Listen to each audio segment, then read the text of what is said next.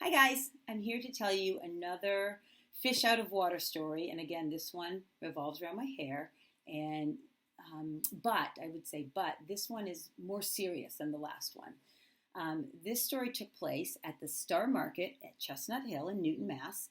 And I was in my mid 20s and I was at the grocery store.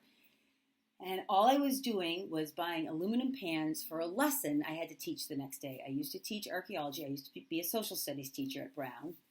And I was introducing archaeology, and I wanted to put an aluminum pan full of sand with some stuff buried in it and have kids pretend to be on an archaeological dig. So that's what was going through my head at the time. I'm at Star Market.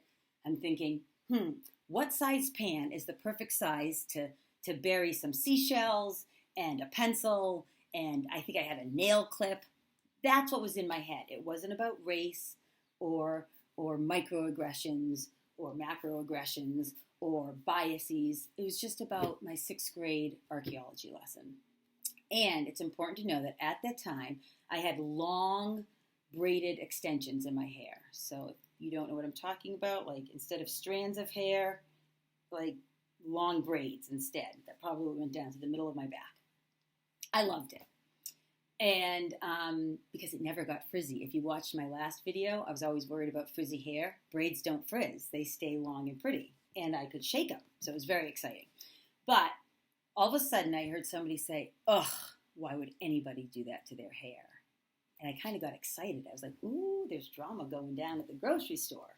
And I turned around to look, and I realized the only people in the aisle was myself and this older woman standing behind me. And I realized she was talking to me. And I realized, ugh, here we go again. Because my whole life, my hair has been an issue. For me, and sometimes for others. People would come up to me and be like, what are you? And not in a mean way, but more in a, you're curly hair, but your lighter skin doesn't match. And it confuses me. And it's like they needed to know who I was. They needed to know my ethnicity. And sometimes in a good way and sometimes in a not good way. And I didn't want to have this conversation right now. And so I just remember looking at her and saying, excuse me? And plus I was taken aback because this was a tiny, frail-looking old woman.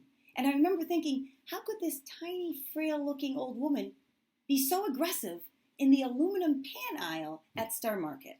Like, it just didn't match. I was flabbergasted. I couldn't put everything together. And so I just remember staring at her saying, excuse me. She's like, why would you do that to your hair? It's not like you're black or anything. And she said it with such disdain and disgust in her voice. My stomach just clenched instantly. And I didn't know what to say. And the only thing I could say was, well, actually, I am black.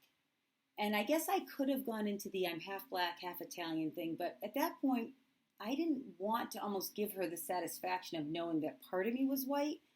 I just was embracing my black self at that time. And she looked at me and said, well, you don't look it. And she started to walk away and she turned. She's like, thank God for that. And she kept walking. And I was so, I don't know if I was angry at the time. I was more speechless. And if anybody knows me, you guys know I like to talk a lot. So for me to be speechless, something happened. And I went home that night and I raged to my roommates. And they were like, they were like, we can't believe you didn't say anything. I'm like, she was an old woman. What was I going to say? It was 8:30 at night on like a Tuesday at Star Market. It wasn't a place or the time to get into a race debate. And so I started thinking, like, it stayed with me for a long time. And I kept thinking, what would I have said? And even now, I don't know if I would have said anything. It wasn't the time or the place, and she was an older woman.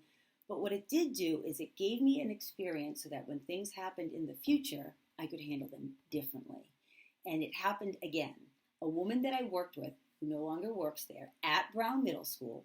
This was a woman that I loved, I knew well, and maybe that's why I also felt comfortable responding in the way that I did. But when she said, why would you do that to your hair?